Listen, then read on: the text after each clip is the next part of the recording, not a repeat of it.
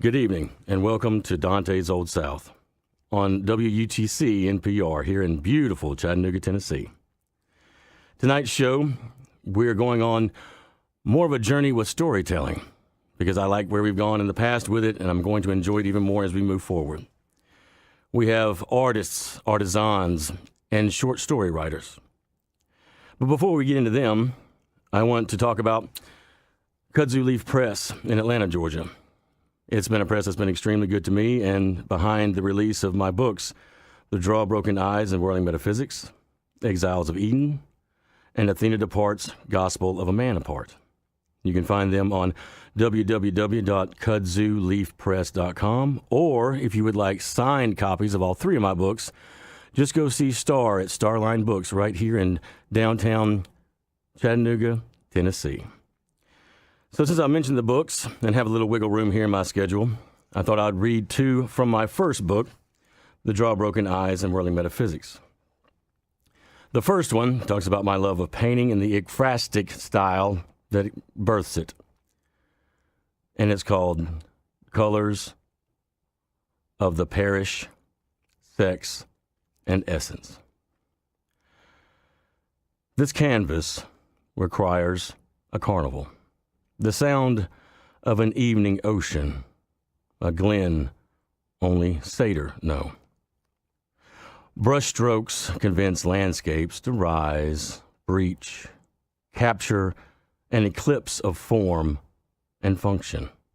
A maple leaf adrift, waning light in mid-shift. I don't enjoy my day as a Monet. This is not Waterhouse watching Ophelia drown. The world has had its parish with fairies and lantern-carrying clowns. No, I choose blue, curves of it, over a previous gray start. What better hue to see through than blue? The impeccable sky, this brooding mood, June's winking dew. It's mine and yours and blue. Mine are sirens lingering in a frame. They wink, cajole, and coo. Slinking ladies who drink from my fingers, always smiling for you. Colors of the Parish, Sex, and Essence. The next one is from the back half of the book, called View from My Office. I used to be, in another lifetime, a juvenile probation officer, and to escape from the doom and gloom and funny stories sometimes from that vocation, I would look out the back window of my office, and this is what I would see. View from my office. Wildflowers stand in untouched crevices. Lawnmowers couldn't slice through the rock. Some violet sprigs survived. Root-cracked parking lots prove how man is beaten. Little towns don't wear time well. Everything green outgrows us. One train every 3 days, a cemetery sits across those old tracks. Tombstones lean in shambles like crooked teeth. Moss consumes them, blanketing the forgotten. Robins zip and bob. Muscadine vines bear fruit. Our first guest is Alysia Vera of Bazaar Auditorium. Let's jump into it with both feet, and I love the get to know you part, so tell me a bit about yourself. For those of you who can't see me, I am a very vibrantly dressed, blue-haired broad here in Chattanooga.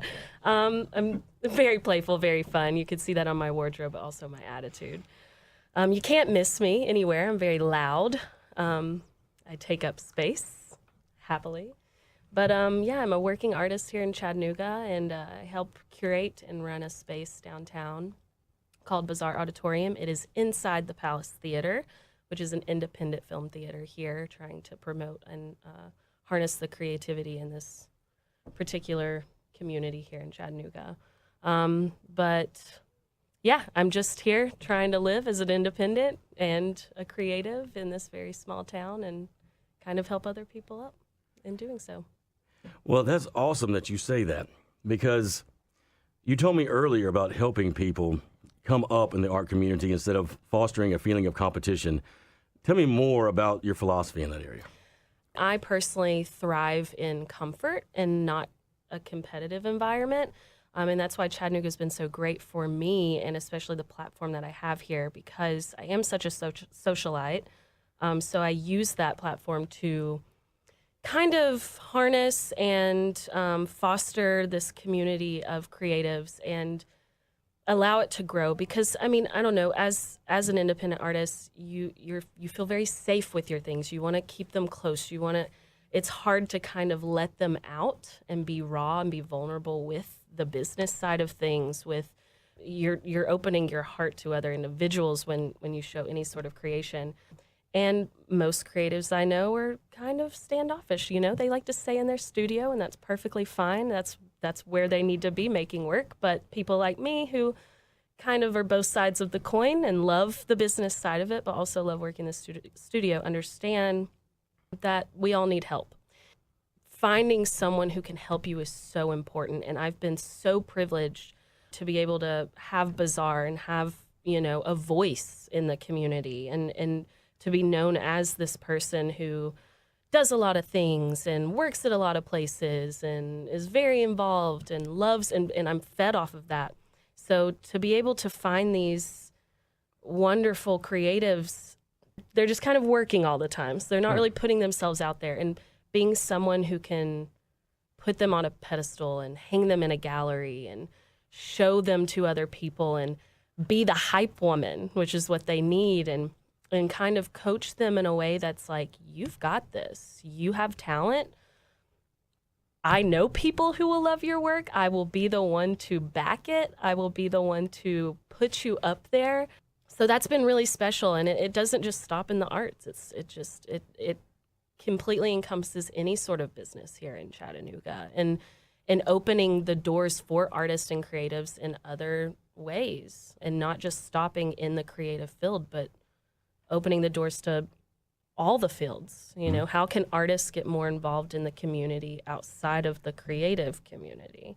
And that's what I challenge. I try to bridge this gap between the fine art scene and the DIY scene, because that is untapped. And I have rebelled against the fine art scene my entire practice, which I think the White Wall Gallery is beautiful, and there is a place for it. And I think there's a lot of talented people who are running spaces that I am very inspired by, but that's not what I do. I have a little niche market. And I know that people right now are got their pens out in their notebooks. How do people get a hold of you to find out more how they can get in to Bazaar and how the process goes? Okay, so I'll go ahead and spell it out for you guys, because when you think of Bazaar Auditorium, you think of the Bazaar, the Bazaar. No, it's Bazar. We're trying to steer away from the culture appropriation.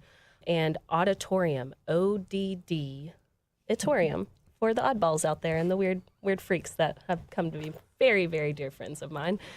Yeah, so Bazaar Auditorium, it is inside the Palace Theater. If you really want to find us, it is kind of like a Tootsie Pop. We are the Tootsie Roll in that candy shell that is on Patton Parkway here in Chattanooga. We are a venue, bar, theater, kind of. We do a little bit of everything, which I'm sure we'll dive into that. Mm-hmm. But yeah, you can find me personally, which can give you the opportunity to show in this space in a lot of other cool ways. Alysia Buckles, ALECIA BUCKLES @gmail.com. And we can just be friends, or you can talk to me about creative things too. Well, my mind has been stuck on the Tootsie Roll. And so I'm going to back up. Tell us more about the Bazaar Auditorium being a Tootsie Roll, and more about how you fit into it. This is fascinating. Yeah, so the Palace Theater started without me in another venture, but we have been around for about a year under the new management, which is me and my business partners, Keith Nolan and Rose Cox. And I kind of just, when they were reopening their doors, Rose is a very dear friend of mine, and she was like, hey, do you want to come paint these walls? I don't want it to be white walls anymore. I want some like funky, fresh stuff, and I know that you love to paint, so do you want to come help? And we had worked in several nonprofits together before and a lot of really cool opportunities. I was like, absolutely, friend helping a friend. And as we're painting these walls, we were just batting back and forth, fun, playful, punny ideas. And we were having a blast. And she was like, do you want to do this with me? And I was like, yeah, I don't have a real job. Sure. I've got nothing but time. So that's what I did. I fell into the curating, and it's been very organic. There is a structure there, obviously, but I have already changed the business model like several times.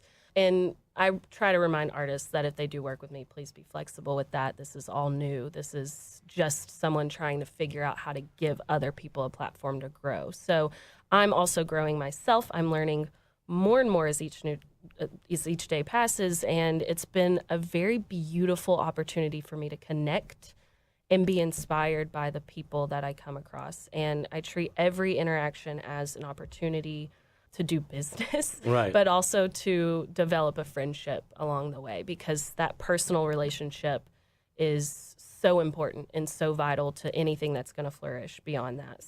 It all comes first within, like, creating that personal relationship. But yeah, that's kind of how I fell into it. And we painted all those walls, and it's a very funky place with purple walls and a blue striped wall and gold cinder blocks and weird stuff hanging out. And you can't ignore it. You feel like you walked into this gemstone where, Chattanooga doesn't really have anything else like this. Well, as you describe the bazaar, I keep seeing you and the adjectives that you use to describe this. And so that leads me to a more personal question, whether you want to answer it or not. And you don't have to, you do.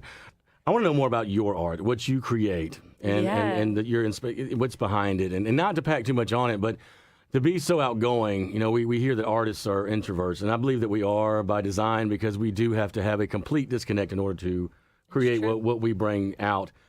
So do you feel that in your art you're able to express yourself, to build up that energy to get back out in the public and be you, but the more exuberant you? Yeah, so my art, I always said I was never going to be that artist who worked in the studio all day, because it's 75% networking and 25% practice. And I'm finding in my adult life and living alone and purchasing a home that has also been a creative venture of renovation and painting and design, that I'm constantly inspired by my space. And I tend to become a little more introverted now these days. And my work is just as exuberant and happy and bold and colorful as I am. I really try to focus on femininity, androgynous, figurative work. My thing, my shtick, what I want to be known for are my gunk heads, which you're going to be like, what? So we all have paint palettes. As anyone who's an artist, you have a paint palette, right? Yeah. That's, what do? You have to scrape those things, and you throw away the scrapings, and that's done. I save all of that. I've been saving for years these paint scraps. And as a college student, I was bad at faces. Terrible. And as good college professors do, they're like, don't do them.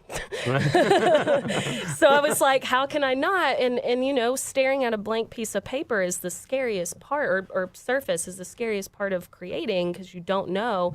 And being an artist my entire life, everyone's like, draw me something. And I was like, I don't know what to draw. Yeah. So I would start with this paint chip, whether that be from my palette or urban exploring and picking up graffiti pieces that have fallen off walls. Like, I save all of these things, and I put them on the paper, just put that piece on the paper, and I glue it. Mm-hmm. And I love drawing figures. There's so much life, and my figures are very sassy and full of attitude, which I love. This is me most of the time. But so I draw around these. So I would draw around these paint chips, and those would be their faces. And as more practice, I actually got really good at faces, and now they're just headpieces, which is also a very powerful statement, right, especially in womanhood. So my work is actually pretty diverse when it comes to, like, I love I love different races. I love painting different colors of skin. Like it's been very eye-opening to me to move from a white piece of paper to a canvas where I'm forced to use a lot of color, and especially like representing that. And it's so beautiful. Like my new series that is coming out is larger. I always work small and I'm going larger, and they're so involved, and it has spray foam and paint chips and scraps and jewelry, and it's just very involved and fashionable. Like these pieces have been very eye-opening, and I feel like there's a lot of dialogue that happens between the viewer and the piece. And that's something I love to just sit and watch people like interact with them, because you can't ignore them. It's loud, it's present, and the larger I go, the more I'm feeling that the vibration is there, whether you see it in your peripherals or not. And that's an awakening for me. But I don't stop at painting. I do everything. Right. I wear all the hats.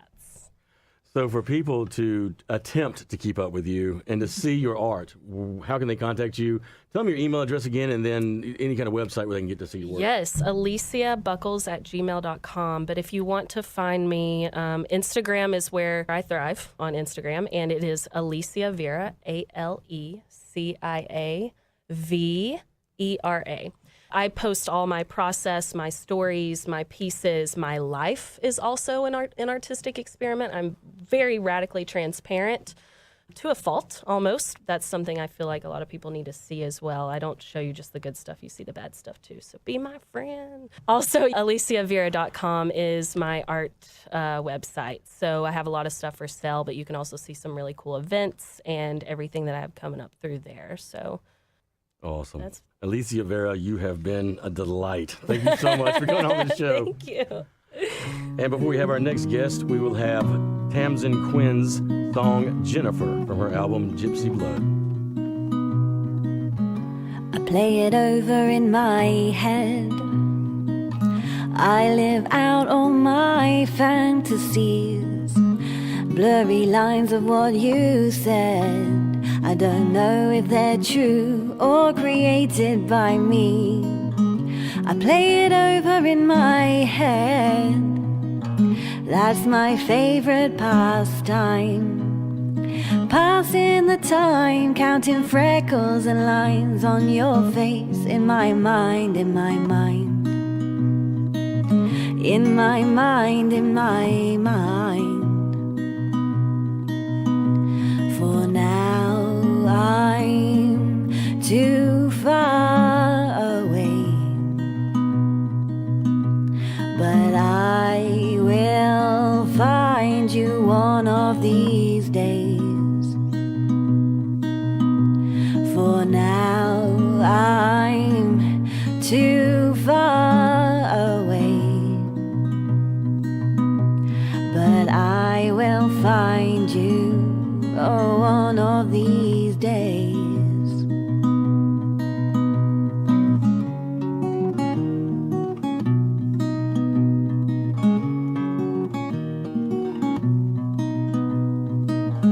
And I've recited every word that you ever wrote down, but now they know, oh, haven't you heard? My name's all over this town. My name's all over this town. For now I'm too far away, but I will find you one of these days. For now I'm too far away, but I will find you one of these days.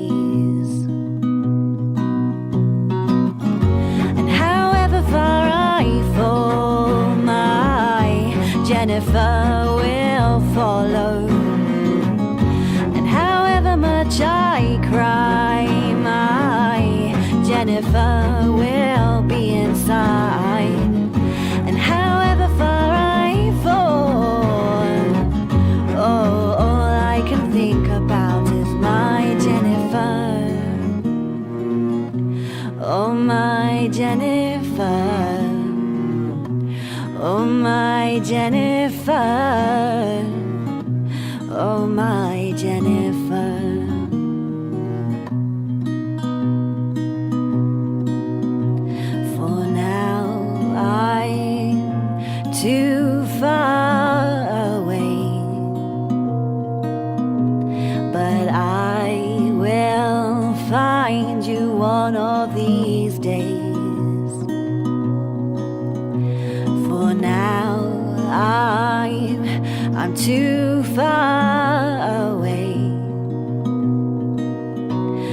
but I will find you, oh, one of these days.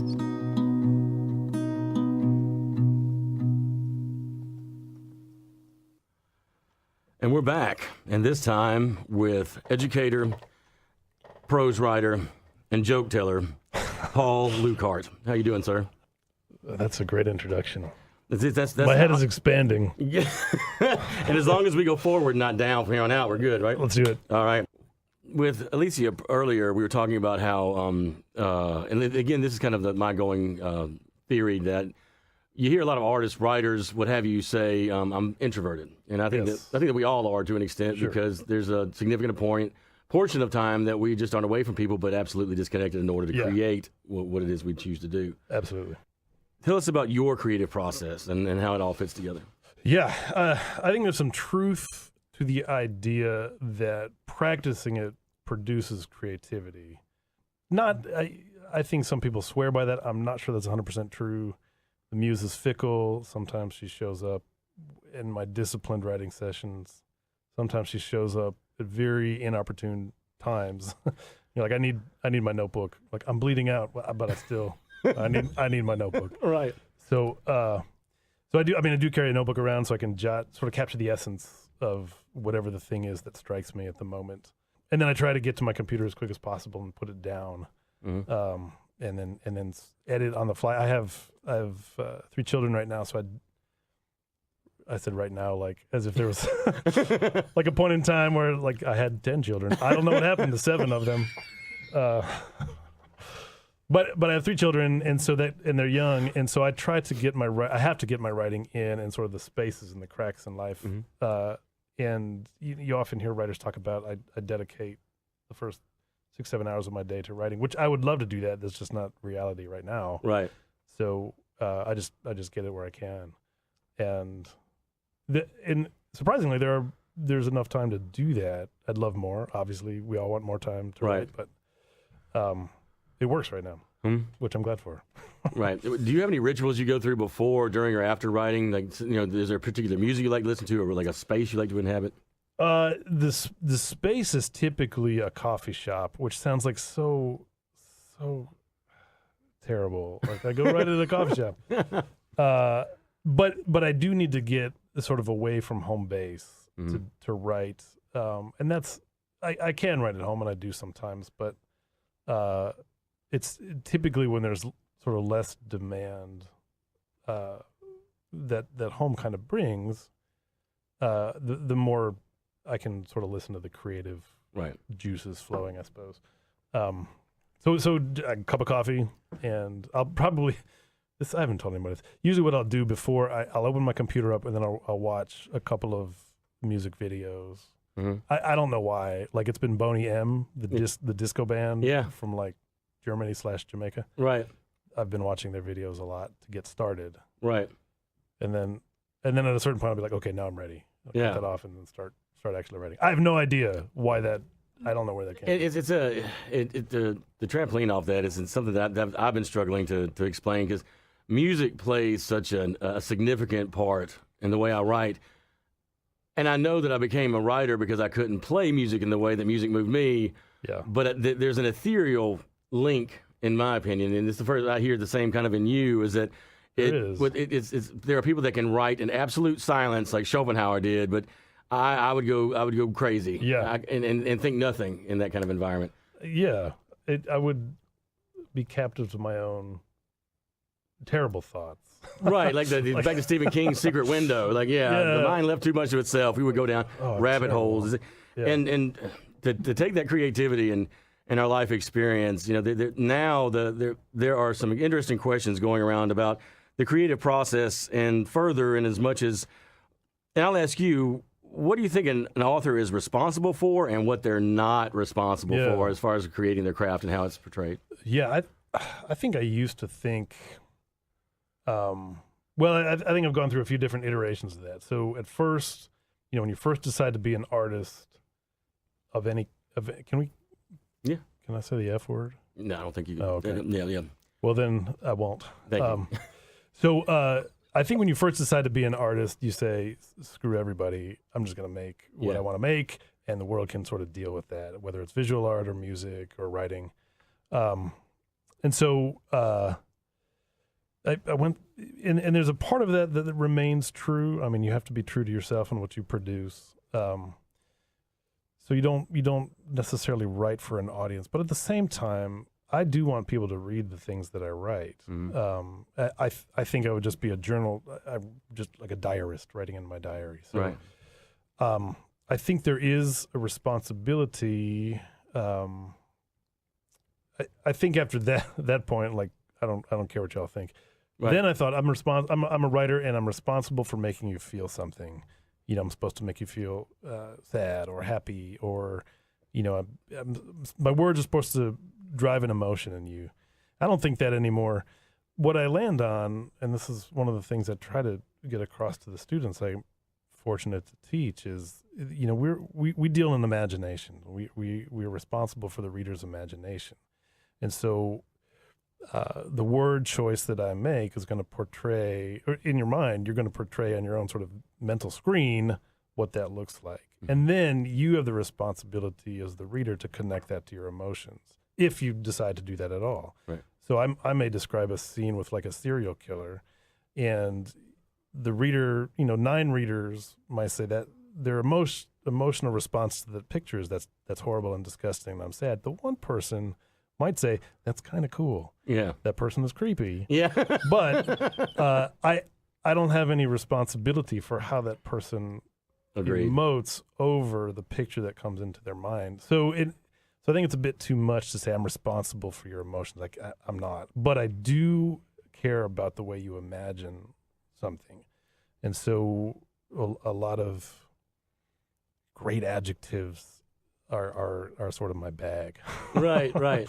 And a lot of really unusual verbs, I think, are really cool. Right. I get off on that. Yeah, and it's a highlight of what you just said of my life, is that as hippie as it might come off, to love words, to see the words as these malleable things, and to still not know that word, and because it's in my opinion, whether it's in prose and poetry, it's about word economy, saying as much as you can with as few words as possible, so making each and every one of those syllables matter. Absolutely. And if you can do a cool twist of phrase, and it's not going out so far as to say, okay, look, I know what word I want to use, but I need to quotation fingers here.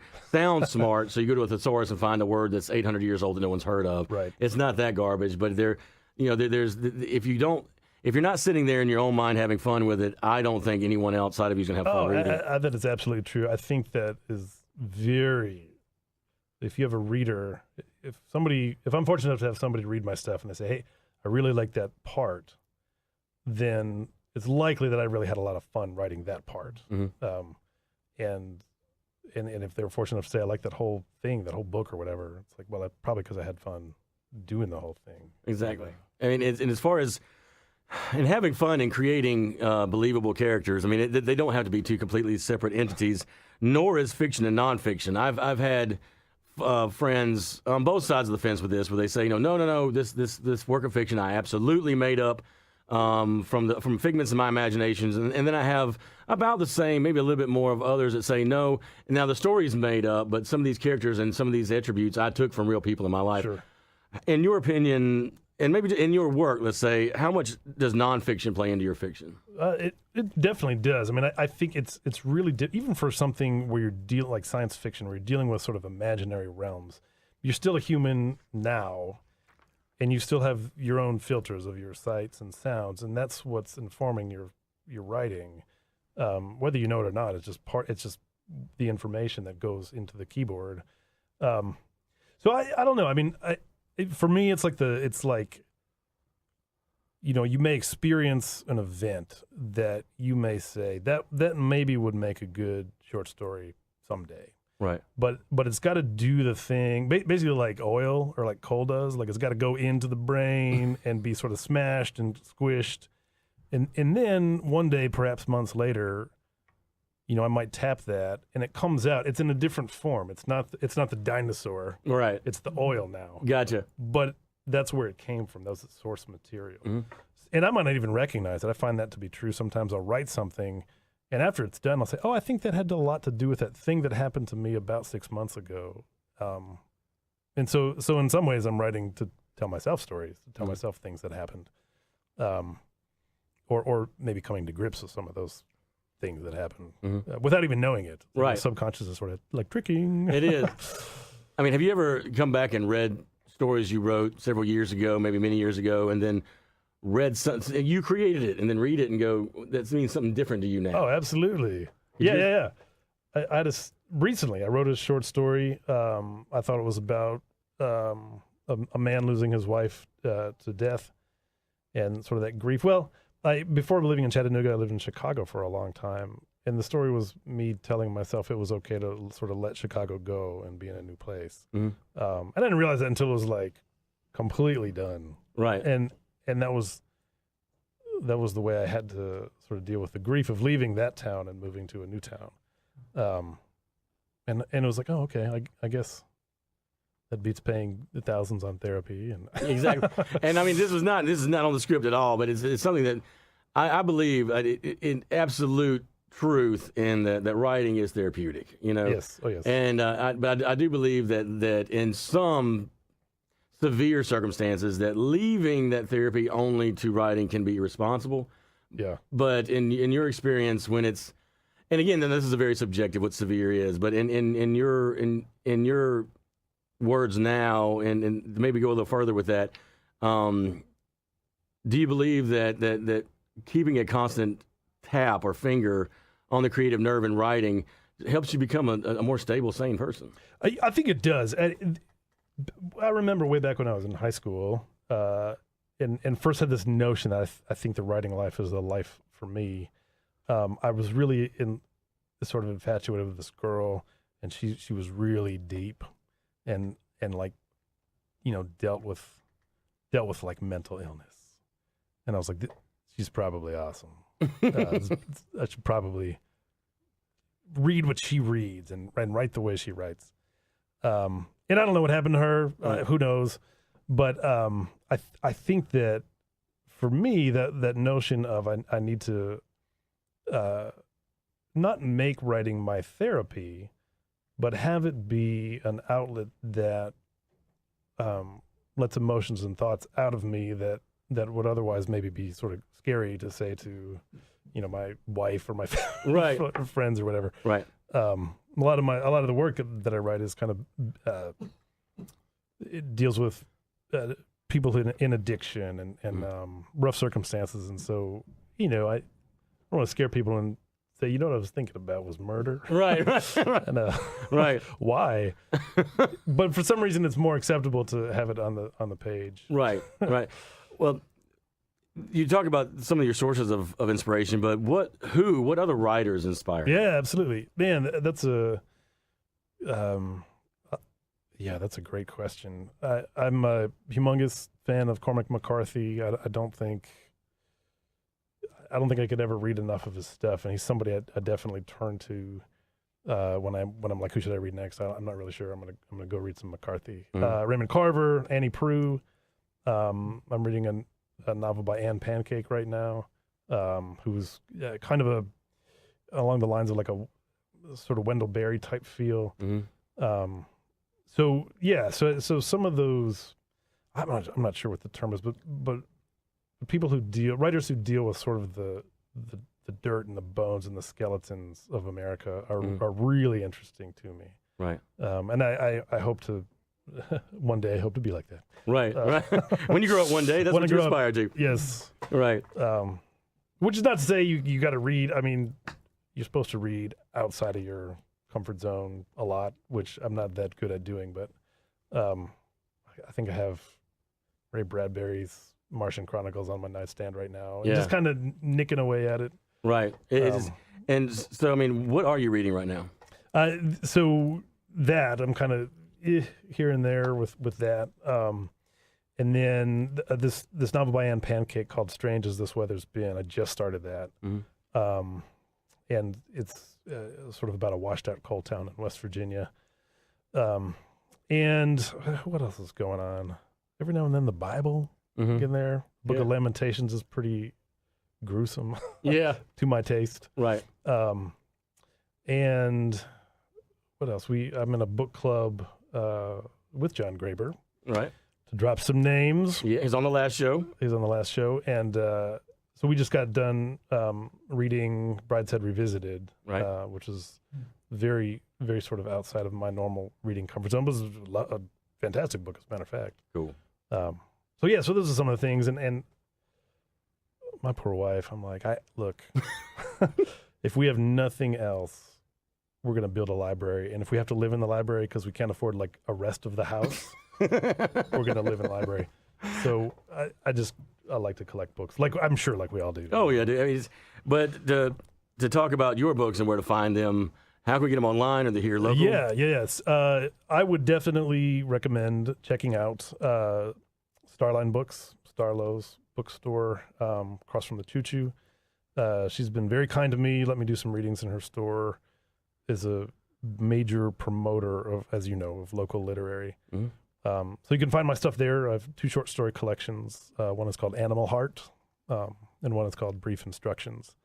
And I'm shopping around another one right now, hopefully, which is like the hell part of writing. It is. Do you have some of that with you? I do. Can you read some of your new work? I would love to. Let me edit myself and get the F words out. Okay. Okay, this one does not. There are no... Not dropping the F-bomb is cool on NPR's fault. Yeah, we are. All right, this is a flash fiction piece called Religious Experience. Okay. The saguaro is a crucifix with no Jesus pinned to it, a great green gummy thing with arms wide open. Come unto me, like how the actual Jesus might say it. Do I dare wrap my arms around a cactus, though, even one that looks like God at his ever-loving best? I'm counting on whatever quick magic it is that will force me to say yes.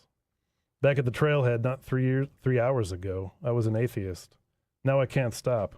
The cactus is the cross, the jackrabbit an acolyte, the bloated javelina carcass keeps making incense. Hail sand full of rattlesnake bones, pray for me now and at the hour of my death, which is upon me. Death from exposure in the desert, that is to say, way, way more light than the human mind can handle. It's religious experience. I find... Do you think, I'm going to throw this at you kind of sideways, that sounded way worse than it actually is. No, that's cool. Do you think that you're, in writing your shorter fiction and flash fiction, that having taken poetry classes makes it easier? It does. There is a sort of a, that's the one thing that I bring with me from my life as a poet was that. So how to compress images is back to your point, I think, about if we can use one word that's a magical word versus like 7 words that are kind of okay. Right. That definitely informs the flash fiction. And sometimes I'm say to myself, I think I accidentally wrote a poem. I better make this look like paragraphs. Right. Paul Luckhart, it has been awesome to have you on the show. Absolutely. Thank you so much. We will have you back. I promise we will. Thank you very much. And before we have on our last guest, we will hear from Abyss and Sherrod Virtuoso with the song Misunderstood, a track inspired by Nina Simone. Maybe you understand me now. Sometimes you see that I'm mad. No one alive can always be an angel. When everything goes wrong, you see some bad. But I am just a soul whose intentions are good. Oh Lord, please don't let me be misunderstood. Clap your hand right there, like give me the drop right there. Put that drop right there. Misunderstood. I'm about to amplify your melody. Watch this. Don't let me be misunderstood.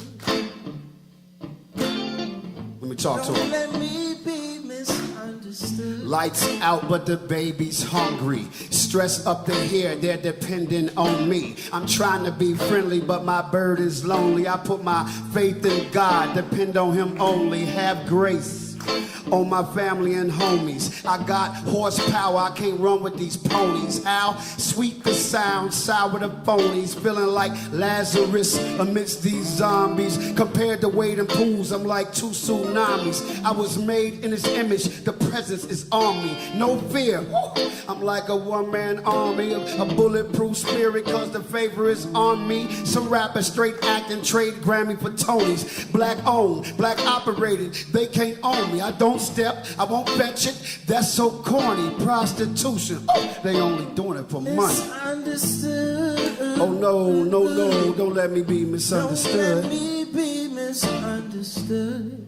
No, no, don't let me be misunderstood. Don't let me be misunderstood. Don't let me be misunderstood. Don't let me be misunderstood. Check it out. Said they never miss you until you dead or you gone. They love you, they hate you, then they leave you alone. Swear they doing you right, but they playing you wrong. Tupac tried to tell me it's the same old song. For that reason I keep the flame on tongue. And that way my name stays strong. No matter what page I'm on, it's hard to move in this monkey business, even if you're King Kong. Right now the game is bananas. You're here today, then you're gone mañana. Visit many places, my home Atlanta. When you on fire, some cats they can't stand ya. What if I killed it and gotta quit it? Been at it a minute, so sick of it that I should be admitted, but I'm too committed to go to the clinic. These losers, they tell me I can't win it. No, why be defensive when you're offensive? My charge is pending the way up in it. Being redundant will get you funded. But if I don't earn it, then I don't want it. I'm wanted for arson. The way I burn it, they tipping I'm permanent. Be a casket to earn it. I do it to death. Woo! They should be concerned with this. They never miss you until you're dead or you're gone. They love you, they hate you, then they leave you alone.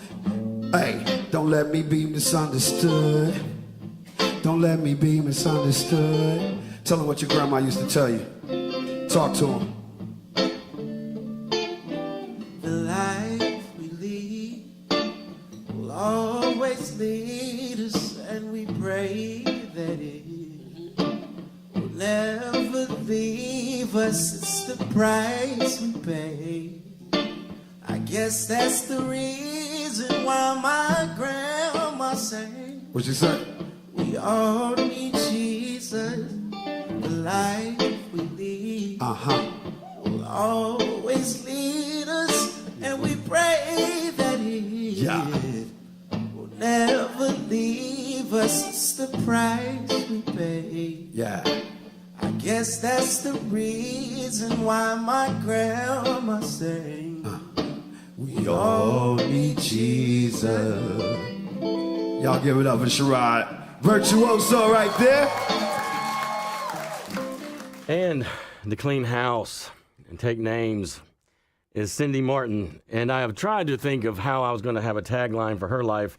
But the more we talk and I try to ask her what we want to talk about or what she wants to talk about, it comes up with more amazing stuff. So I'm going to call her an amazing young lady. Will that work, Cindy? That sounds fine. I love the young. I love I'm that sitting part. way too close for anything else, and I don't want to get punched in the face. I have learned that lesson. So the audience can get more acquainted with you. Cindy Martin, please tell us something about yourself. Well, I am a North Georgia native. I've been blessed to live many beautiful places in the United States, but I am a Georgia girl. I'm from the North Georgia mountains. I currently live in Dalton, but my heart always yearns to be in Chattanooga or on Lookout Mountain. That's one of my favorite places. Lived in Lookout Mountain, lived there for about 8 years in a tree house. The simplicity, yet the simple elegance of your life, and we're going to dip much deeper into that, but I want to go into another question, kind of veering off now, but describe the dichotomy of the South, living in the South, of both being barefooted and extremely educated. You know what I'm saying? Exactly. Tell us your philosophy behind that. Well, my parents were both teachers. My father was also a Pentecostal minister. He was a Church of God minister, and he taught guitar and played guitar. So we were surrounded by a lot of music in our home and a variety of music. I was telling you earlier, he would play the Mills Brothers, and then he would say, "You play something, sissy," and I put on some Jimi Hendrix for him to listen to. And as I was telling you earlier, that day I saw my dad become this young man listening to this guitar that he wasn't familiar with. But the guitarist in him, I didn't see the minister or the father. I saw Ed. I saw the young man. And it was that to me was a revelation in my young life to realize, hey, he's a guy. He's not just dad, he's a guy. And growing up in the South in the 70s, you had so much freedom. It was a wonderful place to be. You had the woods and just an amazing time to be here. I think it was a time of revelation for a lot of people in growing past what they had been taught and growing into a larger-hearted area and group of people and reaching out to people from outside of your world, your norm, and finding an amazing treasure trove. We have such an eclectic, beautiful group of people in the South. I've lived a lot of places, and I miss the South every time I'm gone because of that amount of diversity. And it just makes everything so much better. It does. And in my opinion, I believe that music greases the wheels of tolerance. Absolutely. I've had people when I lived in Northern California and other areas that when they heard my accent, immediately I saw the look go across their face. Oh, she's stupid. She's redneck. She's whatever. If I had the opportunity to speak to them, I would try to make them understand that no, what you're doing is actually what you're claiming I am. Exactly. And try to make it understood that we are not, we're not what we once were. No, none of us are in the United States. No. And that's for the good and the bad. But for me, growing up in the South, I can't think of any place in this world that I would have wanted to be other than here. Yeah. It's just beautiful. I'm trying to think of the best way to get into your life because there's so many points of light in it. Other than music, which is a great way to squash hate, travel, I think, must be the second best. And Absolutely. You have done a great deal of it. Span that net out for us. Oh, I've been very, very blessed to live in many, many cities in the United States and enjoyed it tremendously. Probably one of the most intriguing, fascinating periods of my life had to be when we moved to Hawaii. When we first moved there, we were told by everyone, oh, they're going to hate you because you're haole, which is foreign, but in more recent years is considered to be just white, term used for white people. It technically means in Hawaiian foreigner. But when we went there, it was like every place I had ever been. If you treat people the way you like to be treated, I guarantee you at least 9 out of 10 of them will return it. And I found myself on a committee of all Hawaiian women, Hawaiian homeland. So these are full Hawaiian women. I got to sit on a Christmas ho'olalea committee, which was basically a big word for party. And we raised money to get gifts for the children in Puna district because it's a very, very poor district.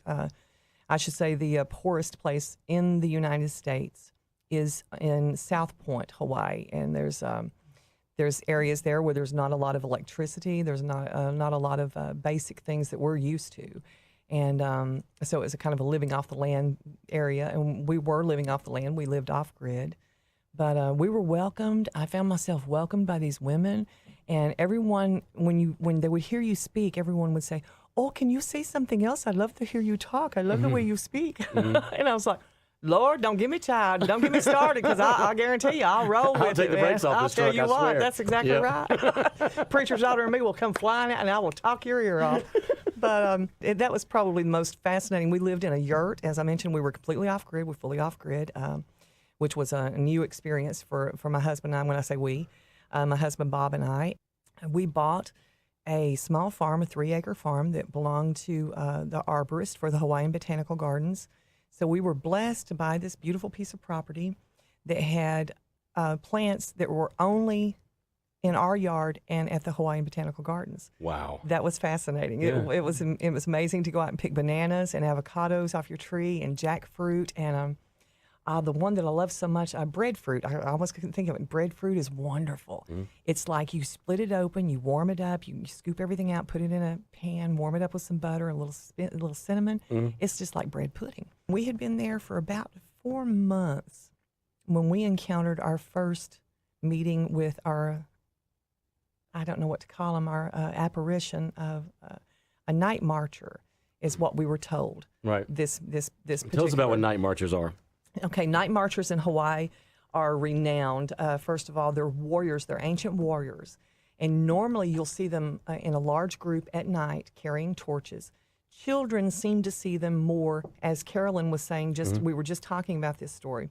Her son saw some on a day hike. This is not unheard of. And children seem to be more, the kieki, the children seem to be much more open to them. I encountered him more than Bob did, it seemed. I would go and get up during the night to get a glass of water or something, or to go, we had a bathhouse that was separate from the yurt, and to go take care of business. And I would come back, and when I would start to step down from the bathhouse into the yurt, I would feel this unbelievable presence behind me of this really large, dark man. And I know that sounds strange to say you felt it, but anyone that's ever encountered anything unusual, paranormal, Yeah. you know it's real, you know you're feeling it. It's not your imagination. In our particular case, when I told people about this, they said, oh, don't ever look at the night marchers. You should never look at them. If you look at them, the legend goes, there's variations, but the main legend that I always heard was, if you look upon them, they'll find, they will retaliate against you or your family. And while I'm not a terribly superstitious person, I totally believe in spirits. Right. I believe in the Holy Spirit, and I know that these things exist. They do. And in this particular case, we had a friend of ours, Native American friend who's an artist, that had stayed there. We had been traveling for about 6 months after we bought the yurt, and he came and stayed with us. And after I started encountering this, what I assumed to be a night marcher, numerous times I woke up during the night with a start, and I would feel him standing beside my bed, and I could almost see his shape, but it was very, very dark in Hawaii at night. It really is pitch dark. We had a friend that came, our friend that stayed there, Rafe. I called him in Arizona one night when it got really bad. I called him. I said, Rafe, I've got to ask you a crazy question. He said, I wondered how long it was going to take you to call me and ask. I said, how can you know what I'm about to say? He said, he lives out by the solar house, which was where the solar panels were kept and the batteries. And we also had our generator there because in Hawaii, everyone has a Jenny. Everybody has solar and everybody has a Jenny. Yeah. And I would go out at night to crank the generator to watch TV or a movie or whatever. And you could feel this overwhelming, malevolent kind of presence. And I know malevolent sounds dramatic, but it really was. I mean, I was scared. Right. And I'm pretty fearless. I'm 6 foot tall and a preacher's daughter. Like I said, I'm pretty fearless. Right. But well, when things kept getting worse, and I spoke to Rafe about it, and he said, the whole time I lived there in the yurt, he said, I didn't mow the yard. And I said, okay. He said, so I could hear them coming. Oh, man, that's... Exactly. And I was like, okay. Yeah. We had a kahuna, which is a high priest, that I became friends with, Ke'ahi. He came to our property. I asked him, I said, Ke'ahi, I don't know anything about this type of spirituality that I'm encountering here. I said, this is really new to me, encountering something like whatever this night marcher or this being or presence is. He's a minister. He's a Christian minister, but he's also, as I said, a Hawaiian Kahuna. And he came over, and he immediately, when he walked onto our property, we had a 3-acre parcel. He's looked around and he said, all these mounds. He said, do you see all these mounds? And we had these mounds. We had 8 of them on the property. I should say where we lived was over a series, there was a network of volcanoes that were underneath us that you could go under into the caves. There was actually a cave just a few yards from our house where women would go to have children. They called it various names, but it was the birthing cave or the mother's cave. And in ancient times, this was a place of giving birth. So it was very amazingly vital place, even with dead people on it. Right. He told us the mounds were where chiefs had been buried. Right. And there were ohia trees planted that we had already talked to several people that explained to us that these trees are 300 to 500 years old. Arborists and people of that nature that had studied the trees. Right. When he told us this, and I said, well, what do you make of this? What do these mounds mean? He said, I'm standing here, and he said, I feel thousands of spirits around me. Exactly. We were very taken aback by that. I thought this was like this one guy that was disgruntled. Right. And now right, this right. man's telling me, "Oh no, you've got a whole group here." So what do we do? None of them are fans of you. What do we do? Right. And we had an amazing invocation. We went into the yurt. We there was a group of 8 of us. We prayed, and he prayed for these spirits to find their rest. And he told me that the night marchers that I was feeling there were probably more than one, and they're the protectors of these chiefs, and that's why there were. Now I should say that of all the people that I've spoken to that lived on the land, there was only 3 of us that seemed to encounter this. Okay. Rafe, Bob, and I. It was a pretty amazing thing. After he prayed, we still had about the same amount of activity, but we were a little bit more understanding of what was going on. He explained to us that a lot of these warriors came from an ancient land called the land of Mu, or Lemuria, which is a kind of an Atlantis. Right. It may or may not have existed. We don't know. Right. You talk to different people, they say different things. But during that time living there, it was wonderful to be that in touch with the earth and to live off the earth utterly and completely, and to encounter such a strong spirit. I don't know how to say it other than that. It was scary, but it was fascinating too. Well, what permeates your story to me is your connection to the earth. We started with that. We come back to that. Yes. And in fact, holistic medicine is what you do for a day job, correct? That is correct. I'm a certified holistic health counselor. Tell us about that. This is a process by which, if I'm counseling you, we would talk about all the aspects of your life, what you do for a living, what you do for fun, your spiritual life, your physical health, what you do, and also what you want, what's your future desire, what you want for your life, what is your future, what do you see it as being, and helping you to reach that goal. Mostly I counsel people that have autoimmune issues like diabetes, or as in my case, Graves' disease, and things of that nature that basic general medicine will throw a whole lot of drugs at you. But if you have someone maybe to help you work through this, you can get to where you want to be without having to go into a psychoactive drug situation. A lot of times people find things within their self that they really had honestly hidden so far back that they really bring it out, and they get better. They get healthier because they release this. And what we hold in will make us sick. Right. And it's just inevitable. Now, between holistic medicine and creativity, and I'm sure that they overlap in many places, you're working on a book. Does all of this come out in the book? Tell us about the book. Okay, well, I just finished writing a book last year that I'm hoping will be published. That book is a dark subject. It's surviving sexual abuse as a child, and it's based on a true story. The books, I'm working on 2 books currently, and one is about night marchers in Hawaii. And I've actually, it's a total fiction book though. It's set in the late 50s. And the other book that I'm working on is dealing with Scottish folklore. And there's a character in Scottish folklore called Gillian. I'm not sure if I'm pronouncing it right, or actually I think it's Gwilliam. It's spelled with a G-U, but I think it has the G-W sound.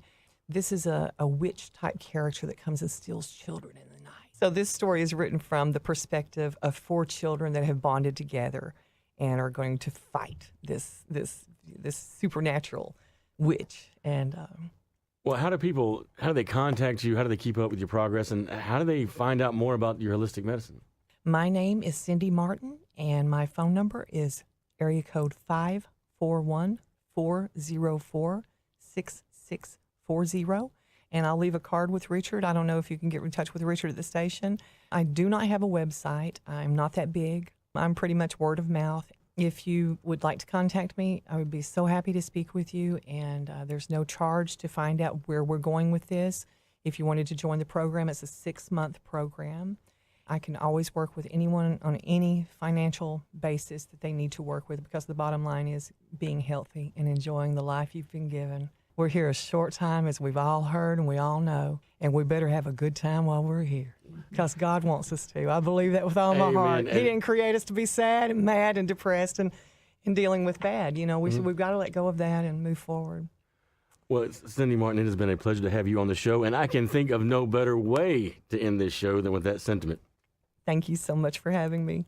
Y'all, this has been Dante's Old South on WUTC NPR right here in Chattanooga.